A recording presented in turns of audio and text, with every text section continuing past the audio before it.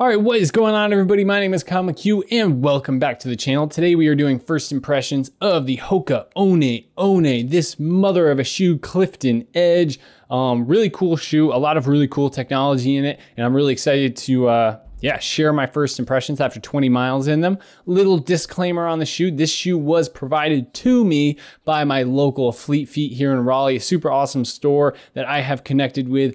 And I get a lot of I pay for a lot of the stuff that I do get there. They were just kind enough to send this shoe over for the purpose of review. They have not gotten a chance to see any of this footage, nor do they know my opinion on the shoe. Not that there is too much of one yet. Other than I really like the shoe. So without further ado, let's get into the Hoka One Clifton Edge first impressions.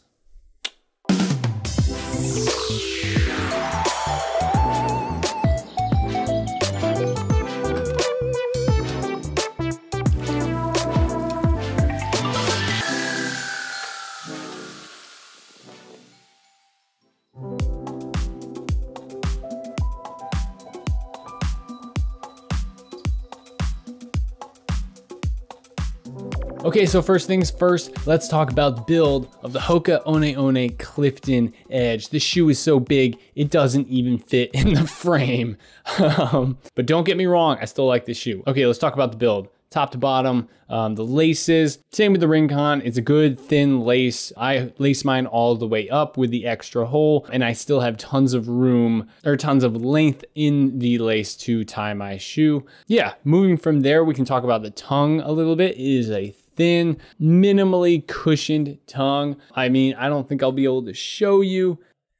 Yeah, basically right in there, there's a little connection to the base of the shoe. Ultimately, I think that leads to a little bit better of a lockdown in the midfoot. I'll talk about that a little bit more when I talk about the fit and the feel of the shoe. Moving down from there, just talking about the upper, kind of a knit cloth upper, a little bit, I would say, less on the breathability side, but in general, I think it fits and molds to the foot pretty darn well.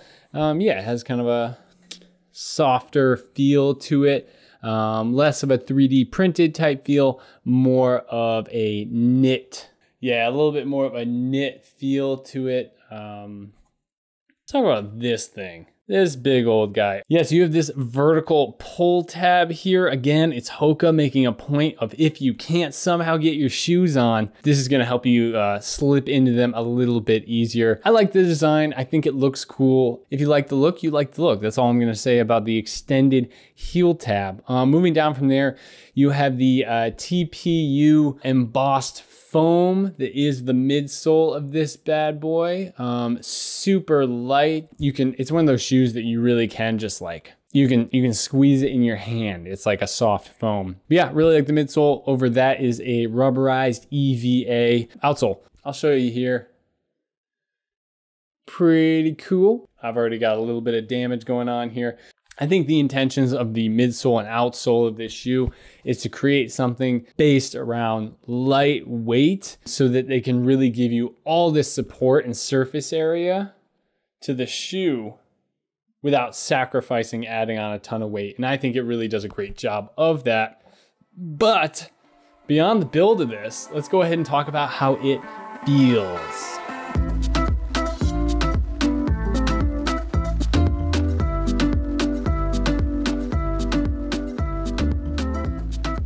Okay, so the fit and feel of this shoe, right when I stepped into it, I really liked the feel, the fit. There was a certain comfort level that I had with this that I did not have with the Rincon 2, which is kind of a surprise, honestly.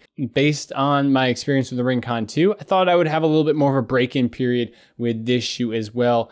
Definitely not the case. In the heel, I was a little bit concerned with obviously the extended heel, whether I would have any issues kind of getting locked in there. I have a narrow heel. If you've watched any of my other videos, you know that by now. But yeah, I sat right into this guy and I really thought that the heel was comfortable, locked in, locked down. Moving forward in the shoe, again, I think the tongue having that feature where it's more connected to the upper and I guess the midsole of the shoe gives you a little bit of a nicer, tighter lockdown on the shoe. I just find it to be something that I like in shoes, and I get a little bit more of a midfoot lockdown. Moving up from there, you got the toe box, similar to the Rincon 2, but with one more plus, I would say. I don't have that same that same hot spot on the outside of the shoe that I ended up having with the Rincon right in this area with like my second to outside toe.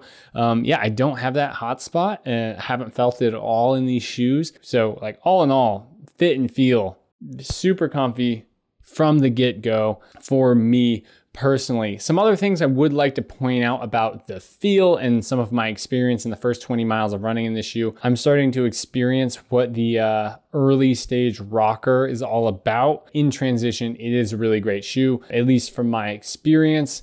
So overall, pleasantly surprised on the fit and feel of the Clifton Edge. You know, I kind of just didn't see this coming, to be honest. All right, so overall impressions of the Clifton Edge after just 20 miles in this bad boy. Number one, I think it looks cool. I really liked this color scheme. There are, I believe, 2 others. There's kind of like, I think it's called like a tofu, which is kind of like a beige and blue. I like that one. And then they also had a black and green version, which is a little bit more edgy. And I thought this was kind of like slightly fun. I mean, it was the only one they gave me, so I took it. I was happy to just run in the shoes. Comfort and overall feel and fit, I thought this was a really great shoe. You know, obviously no hot spots. I've already done 20 miles and I just felt comfortable in them from the get-go. It's a fun shoe to run in, easy in transition. Yeah, and I would just kind of say like it doesn't feel as heavy as it looks. And I think there's a lot of technology, hit the microphone, a lot of Hoka technology that goes into this that makes that possible.